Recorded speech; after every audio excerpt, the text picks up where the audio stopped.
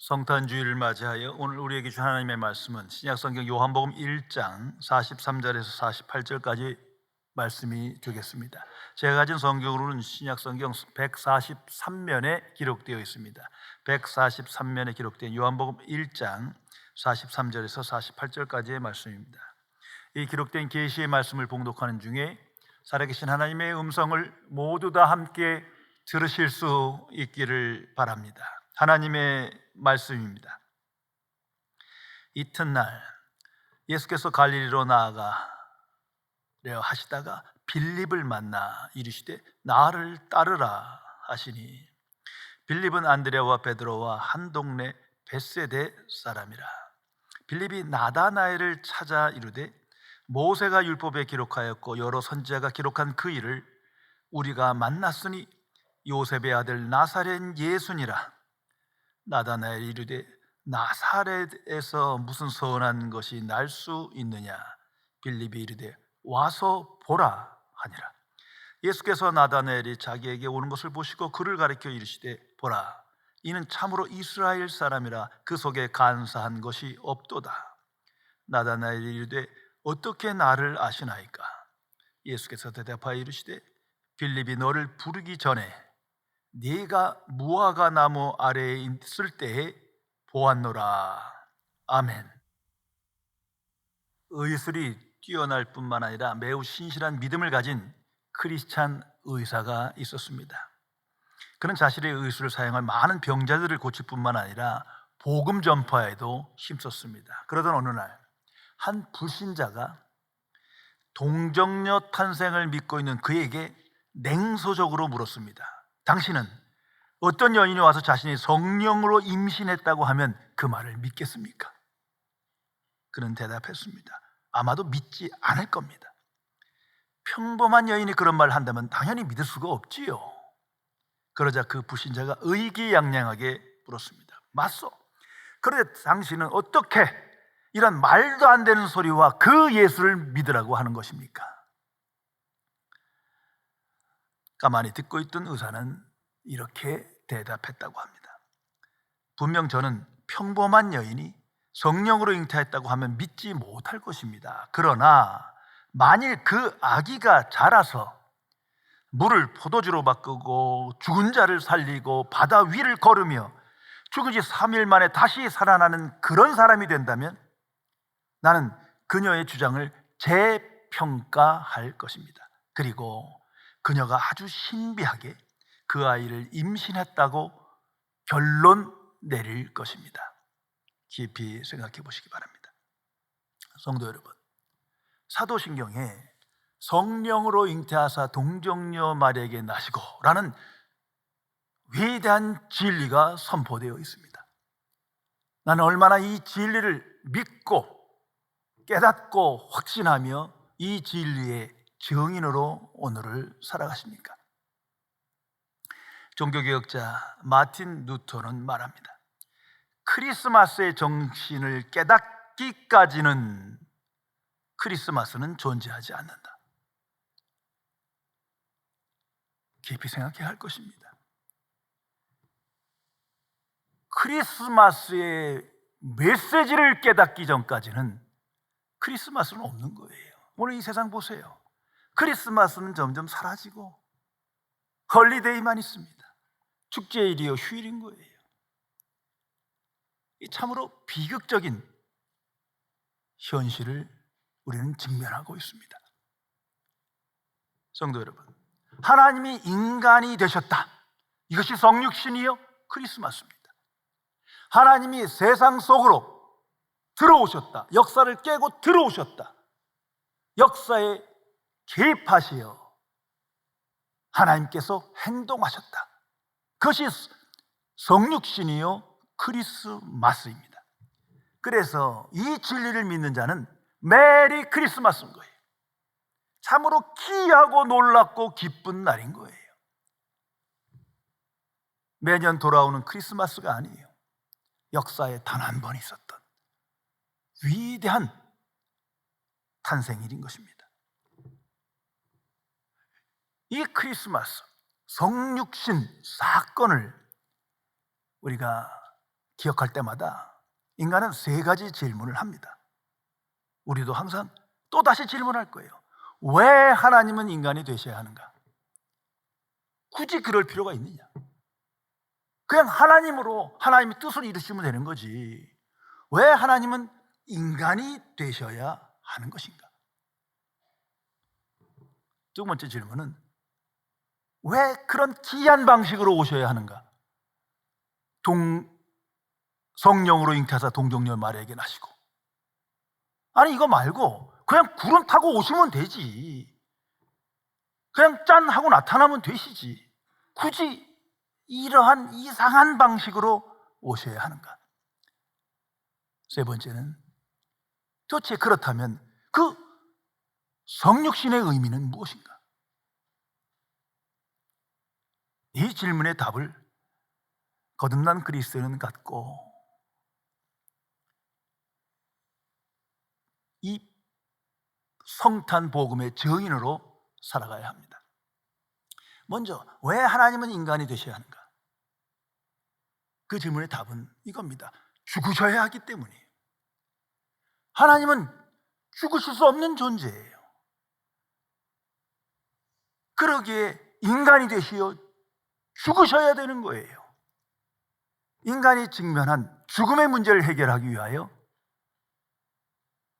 하나님은 인간이 되시어 죽음의 고통을 채우시며 죽음에서 부활하셔야 죽음의 문제의 해결책을 나타낼 수 있는 겁니다.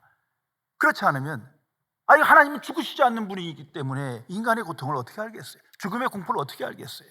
단지 추상적 진리로 들릴 거예요. 죄의 싹은 사망이다. 말씀대로 사망이 죄의 권세 아래 인류에게 들어왔어요. 그래서 모든 인류는 죽음을 직면합니다. 거기에 실존적 불안이 항상 있는 거예요. 위기 때마다 그것이 다시 살아나요. 이 코로나 질병으로 가장 두려운 것이 죽음의 공포인 거예요. 자, 이 문제의 해결을 하시기 위하여 하나님은 인간이 되셔야 하는 겁니다. 그 속에 기쁜 소식이 있는 거예요. 그 죽음을 통하여 부활하실 때 우리에게 궁극적인 해결책을 주시기 때문입니다. 그래서 인간이 되셔야 하는 겁니다. 또 다른 이유는 죄의 문제를 해결하기 위한 겁니다. 모든 인류의 죄를 대속하기 위하여 죽으셔야 하는 거예요.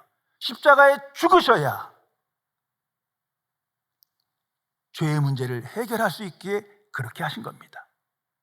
왜냐하면 이미 오래전에 율법을 통하여 죄사함을 받는 임시적 방편을 주셨어요. 그것이 제사를 통해서 양을 잡아서 화목제물로 바치는 겁니다. 그런데 이제 하나님이 이 땅에 인간이 되시어 어린 양으로 오셨습니다. 동물의 어린 양이 아니라 하나님이 직접 어린 양이 되시어 십자가에 죽으시어 피 흘려 죽으십니다. 인간의 죄를, 나 같은 구제불능한 죄인의 죄를 대속하기 위하여 십자가에 죽으셨습니다. 그러기 위하여 인간이 되셔야 하는 겁니다. 그리고 하나님은 왜 이렇게 기이한 방식으로 성령으로 잉태하사 동정녀 마리아에게 나시고 이런 신비한 참으로 기이한 방식으로 이 땅에 오신 겁니까? 이렇게 계속해서 그 질문을 합니다. 그 답은 에덴 동산 사건 속에서 하나님께서 주십니다. 창세기 3장 15절에 말씀하십니다. 여자의 후손은 네 머리를 상하게 할 것이다. 이 말의 의미는 여자의 몸에서 예수 그리스도가 나타나 메시아가 오시어 마귀의 일을 멸하라 하십니다. 그것을 미리 예언하신 겁니다. 그러기에 그 말씀대로 예언의 성취대로 여자의 몸으로 에서 태어나셔야 되는 거예요. 여자의 후손으로 오셔야 되는 거예요. 그 여인이 마리아예요. 그런데 하나님이 인간이 되셔야 할게 그리 마리아의 몸에서 잉태하십니다. 그것을 성령으로 잉태하사 이렇게 표현한 겁니다. 무엇보다도 이 성육신의 의미는 너무도 분명합니다. 하나님의 은혜와 진리를 충만하게 주기 위해서입니다. 그래야 영생을 줄 수 있기 때문에, 하나님이 사실은 영생을 주기 위한 방식으로 하나님의 은혜와 진리가 충만히 나타나 그것을 주어야 하기 때문에 하나님께서 인간이 되셔 오신 겁니다. 자, 율법은 하나님의 말씀입니다. 예수님 오시기 전에 구약 성경이 있었는데 그 율법은 하나님의 말씀임에도 불구하고 충만한 은혜와 진리가 없어요. 그 구약 성경에는 부분적인 하나님의 은혜와 진리가 계시된 거예요. 여러 선지자를 통해서 부분적인 은혜와 진리가 나타난 거예요. 충만한 은혜와 진리를 줄 수 있는 분은 하나님이셔야 합니다. 하나님 자신이어야 돼요. 하나님과 함께하고 하나님을 직접 보신 분이어야 돼요. 그래서 하나님과 함께 하신 독생자 예수를 이 땅에 보내십니다. 오직 예수 그리스도 안에서만 충만한 은혜와 진리를 받게 되는 것입니다. 그래서 요한복음 1장 17절에 이렇게 기록합니다. 율법은 모세로 말미암아 주어진 것이요 은혜와 진리는 예수 그리스도로 말미암은 것이라. 은혜와 예수님이 줄 수 있는 은혜와 진리의 충만함은 율법에 없어요. 부분 나타나 계시되었을 뿐이지 그 안엔 구원의 능력이 없는 거예요. 성도 여러분, 바로 여기에 구원의 역사가 있는 겁니다. 이 성탄 복음, 성육신 사건 속에 하나님의 창조적 구원의 경륜이 이미 나타났고 보여지는 거예요. 그래서 나 같은 구제불능한 죄인도 그 복음을 믿음으로, 예수 그리스도 안에서 믿음으로 하나님의 자녀 될 수 있는 겁니다. 오직 예수 그리스도 안에서입니다. 19세기 초 영국 런던에서 있었던 일입니다. 당시 작가들이 잘 모이던 클럽이 있었는데 그들이 어느 날 모여서 시대에 이름을 남긴 유명한 작가들에 대하여 담론을 하고 있었습니다. 그중 한 사람이 이렇게 물었습니다. 만일 지금 이 시간 이 방에 신라곤의 저자인 밀턴이 들어온다면 우리는 어떻게 해야 합니까? 한 사람이 대답했습니다. 열렬한 박수로 환영해야죠. 또 다시 묻습니다. 만일 셰익스피어가 이 방에 지금 들어온다면 우리는 어떻게 해야 합니까? 그들은 대답했습니다. 모두 일어나 문학의 거장인 그에게 영광의 관을 씌워 드려야죠. 그렇다면 만일 이 방에 나사렛 예수가 오신다면 우리는 어떻게 해야 합니까? 그때 저명한 수필 작가인 찰스 램이 이렇게 대답했다고 합니다. 우리 모두 그의 발 아래 얼굴이 땅에 닿도록 엎드려서 경배해야 되겠지요. 성도 여러분, 예수님은 하나님이십니다. 하나님께 함께 하시다가 아들 하나님으로 이 땅에 오셨습니다. 하나님이 인간이 되신 거예요. 이제 그분을 믿는 하나님의 자녀는 어떻게 살아야 하는 겁니까? 깊이 생각해야 할 것입니다. 오늘 성경에 성육신하신 예수님을 만난 빌립이라는 사람에 관한 기록이 나타나 있습니다. 빌립은 예수님을 만나고 이렇게 말했습니다. 내가 메시아를 만났다. 메시아를 만났다. 45절에 자세히 기록합니다. 빌립이 나다나엘을 찾아 이르되 모세가 율법에서 기록하였고 여러 선지자가 기록한 그 일을, 바로 메시아를 우리가 만났으니 요셉의 아들 나사렛 예수니라. 구약 성경에 기록하고 증언된 메시아를 만났다. 엄청난 사건입니다. 요한복음 5장 39절에 예수님께서 말씀합니다. 성경은 나를 증언한 것이다. 항상 기억해야 합니다. 구약 성경 전체는 나를 증언하신 거다. 메시아를 증언한 것이다. 바로 그 메시아가 이 땅에 오셨다. 그런데 지금 내가 그 메시아를, 성경이 증언한 그 메시아를 만났다. 얼마나 놀라운 사건입니까? 율법은 하나님의 말씀이지만 죄를 깨닫게 하는 목적으로 온전한 거예요. 그 안엔 충만한 하나님의 은혜와 진리가 나타나 있지 않아요. 그래서 구원의 능력이 없어요. 율법을 지킴으로 구원받을 자가 아무도 없는 겁니다.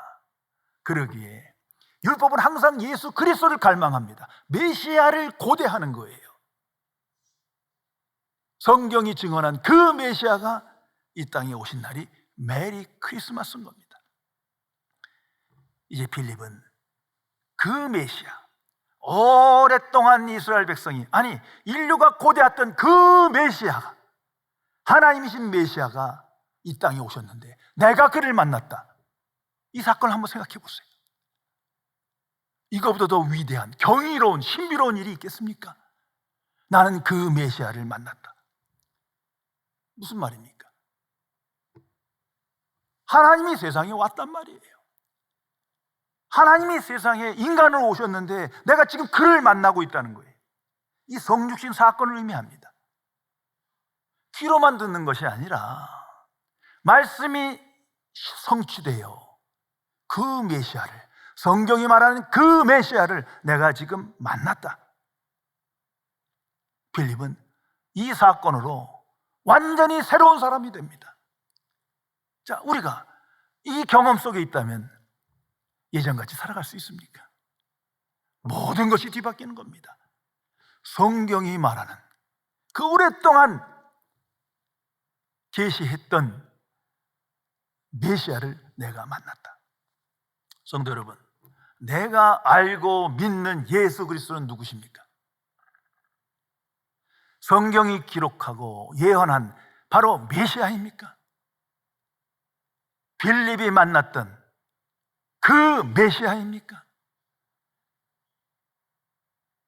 하나님이 인간이 되신 바로 그 메시아입니까?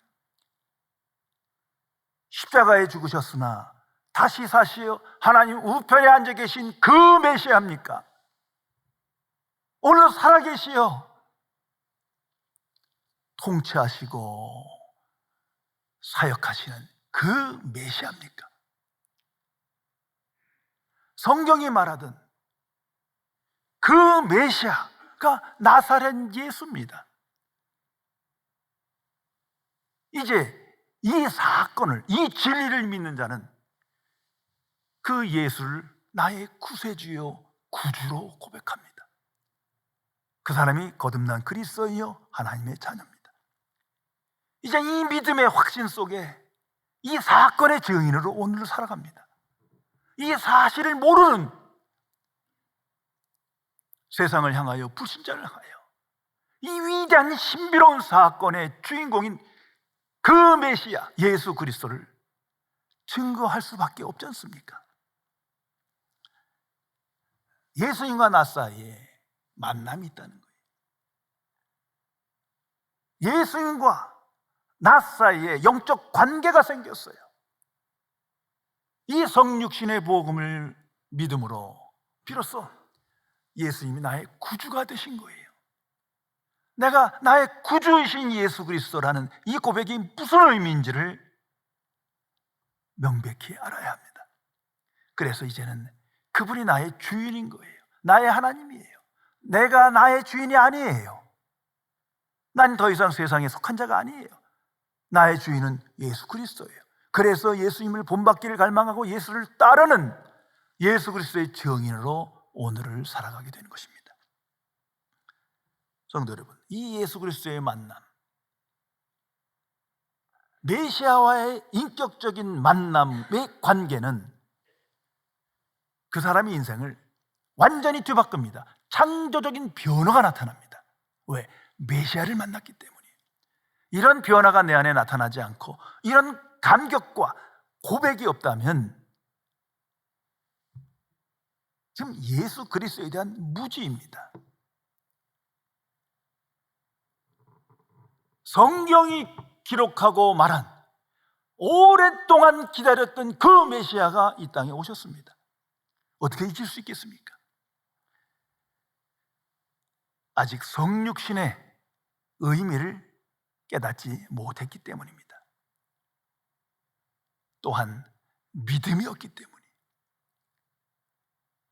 메시아가 예수 그리스도다, 하나님이 인간이 되셨다, 이 사건에 대한 믿음을 망각했기 때문에 이 믿음 안에 있을 때 새로운 관계가 성격되며 추상적이고 맹목적인 신앙생활이 사라집니다. 그리고 이제는 살아계신 예수 그리스도, 십자가에 죽으셨으나 부활하시어 오늘도 살아계신 그리스도를 소망하며 그리스도와 동행하며 그리스도를 따르는 삶을 살아가게 됩니다. 성도 여러분, 자, 다시 한번 성경의 사건을 생각해 보세요. 예수님께서 오셨습니다. 메시아가 오셨습니다. 하나님이 인간으로 오셨습니다. 그러나 세상이 개선되고 개혁되고 유토피아가 되고 무슨 난리가 난 이런 거 아니에요. 말구 위에 오셨어요. 아무 일 일어나지 않았어요.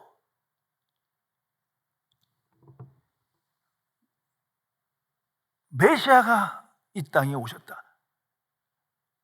예수님이 오심으로 일어난 창조적인 사건은 그를 만남으로, 그를 믿음으로 사람이 변화되는 겁니다. 예수님 당시에 하나님이 인간이 되어 오셨음에도 불구하고 세상을 알지 못했어요. 영접하지 않았어요. 불공정과 불의가 계속됐어요. 공정과 불평등이 가득 나타납니다. 곳곳에 폭력이 있었고 억압이 있었고 박해가 있었고 수많은 질병이 있었어요. 전쟁이 있었어요. 평균 수명이 30세밖에 안 돼요. 당시 또 패스트로 인해서 수많은 사람이 죽었습니다. 예수님이 오셨음에도 불구하고 세상은 죄의 권세 아래 죄의 결과가 그대로 나타나고 있는 거예요. 심지어는 하나님을 믿는 백성이 하나님의 이름으로 예수님을 조롱하고 무시하고 박해하며 결국은 십자가에 죽여버립니다. 그리고 계속해서 그리스도인과 교회를 박해합니다. 이 일은 계속 진행되는 거예요. 그러나 이 어두운 세상으로 하나님은 오신 겁니다. 성도 여러분, 하나님은 모든 걸 아시고 오신 거예요. 하나님이 이 땅에 인간으로 오셔도 꿈쩍 않고 제멋대로 하나님은 없다 하며 그렇게 살아가는 세상 그대로 됨을 아시고도, 아니 하나님의 아들을 죽이는 그러한 불의한 일이 있음을 아시고도 하나님은 이 땅에 오신 겁니다. 전지전능을 안 하시면 이 모든 걸 아시고도 오신 겁니다. 이걸 잊어서는 안 됩니다. 왜? 바로 여기에 그리스도인의 위로와 소망이 있기 때문에. 만일 하나님이 이런 일을 못 주셨다면 큰일 나는 거죠. 세상이 이러한 어떤 불의한 폭력의 사건 그거와 개의치 않고 이미 그러기 때문에 오신 거예요. 그 속에서 구원의 역사를 일으키시기 위하여 이 땅에 오셨습니다. 이거 하나님의 주권적 역사예요. 하나님의 강권적 은혜의 역사입니다. 인간을 구원하기 위하여. 죄의 해결책을 주시고 사망의 해결책을 주시기 위하여 하나님께서 오셨습니다. 그것이 성육신 사건입니다. 오직 예수 그리스도 안에서 충만한 하나님의 은혜와 진리가 나타나게 하기 위하여 하나님이 인간이 되어 오신 겁니다. 오늘날도 많은 분들이, 특히 불신자는 물론이고 서로 신앙인도 이 시험에 빠져요. 내가 구원받은 이유가 내게 자격이 있는 것 같아. 조금이라도 내 선행, 내 착함, 내 의로움, 내 공로, 열심히 교회 다니고 신앙생활하고 성경 공부하고. 이거 사탄의 유혹이에요. 성육신 사건과 십자가 부활 사건과 나와 내가 한 일 아무것도 없어요. 인류는 방해를 했을 뿐이에요. 오직 주권적 하나님의 은혜로 하나님이 오셨기에 구원의 역사가 열리는 겁니다. 그것을 하나님의 은혜와 진리라고 합니다. 충만한 하나님의 은혜와 진리가 예수 그리스도의 탄생, 크리스마스 사건 속에 나타난 겁니다.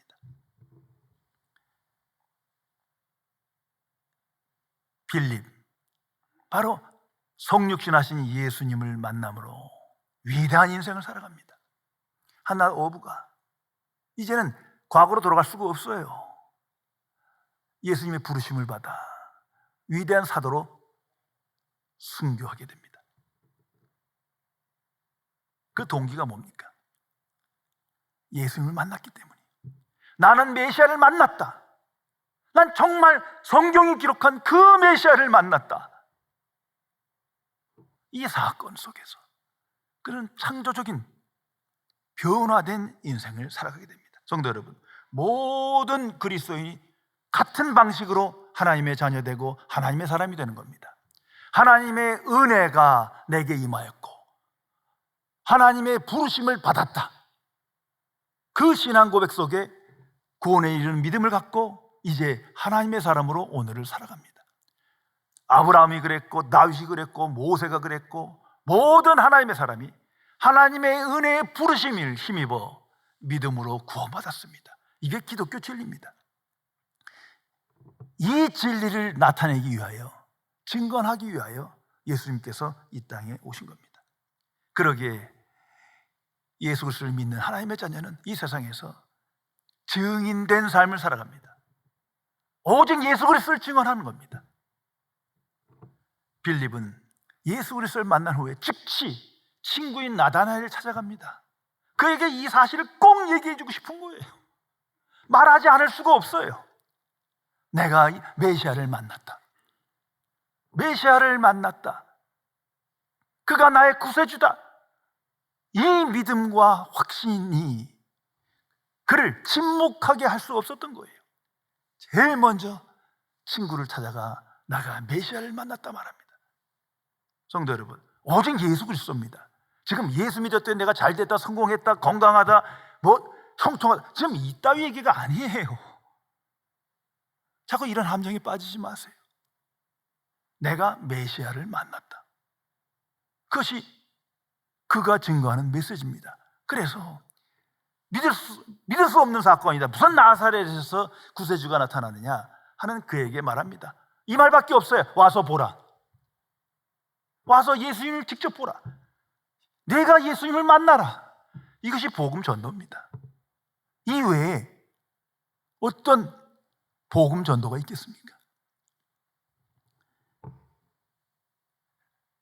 예수 그리스도를 알고 믿고 만난 하나님의 사람은 이 땅에서 오직 복음의 증인으로, 예수 그리스도의 증인으로 하나님의 영광을 나타내며 오늘을 살아가게 됩니다.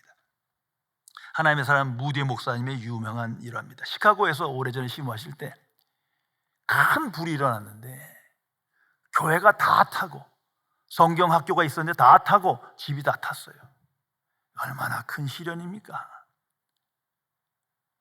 그리고 몸만 빠져나왔어요. 며칠 있다 친구가 와서 위로합니다. 이거 어떡하냐? 어떻게 교회가 다 타고 성경 학교가 다 타고 집이 다 타고 이게 다 타버리냐? 얼마나 고통스러운가? 그때 무디 목사님의 대답입니다. 나의 모든 것은 타버렸지만 그래도 제일 귀한 보배는 잘 간직하고 있다네.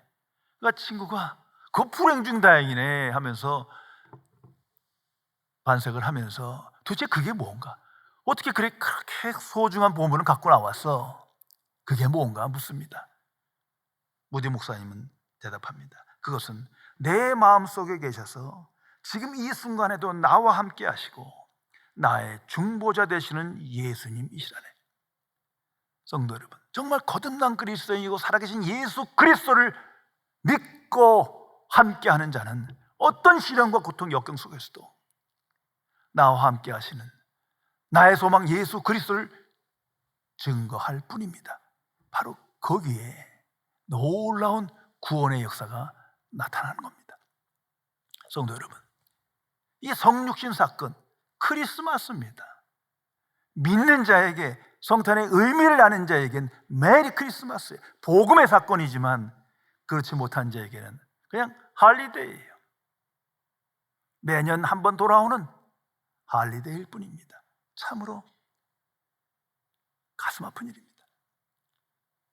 크리스마스, 이 성탄은 하나님의 행동이 구체적으로 나타난 겁니다. 역사를 깨고 세상으로 약속하신 대로 오신 거예요. 그래서 하나님 품에 있던 독생하신 하나님 예수 그리스도를 이 땅에 보내셨습니다. 그리고 이 어두운 세상 속에서도 그 예수님을 거절하고 핍박하고 죽일 줄을 아시면서도 이 불신앙의 세대 속에서 구원의 역사를 일으키십니다. 오직 예수 그리스도 안에서입니다. 오직 그 안에만 하나님의 은혜와 진리가 충만히 나타나기 때문입니다. 이 복음을 믿는 자가 하나님의 자녀입니다. 그렇게 세상으로 나가 그 복음의 증인으로 살아가는 거예요. 오직 예수 그리스도, 내가 만난, 내가 아는 바로 그 예수 그리스도, 그 예수 그리스도를 소망하며 그의 증인으로 살아갑니다. 성도 여러분, 성령의 역사는 바로 여기에 있습니다. 이 놀라운 신비를, 성육신의 신비를, 성탄의 신비를 깨닫게 하고 알게 하고 믿게 하고 확신하며 이 일의 증인으로 살게 하십니다. 역사 안에 단 한 번 있는 이 위대한 사건, 이거보다 더 큰 사건이 어디 있습니까? 아니, 이거보다 더 기쁘고 기이한 사건이 어디 있습니까? 하나님이 인간이 되셨다. 하나님이 인간이 되셔 탄생하셨다.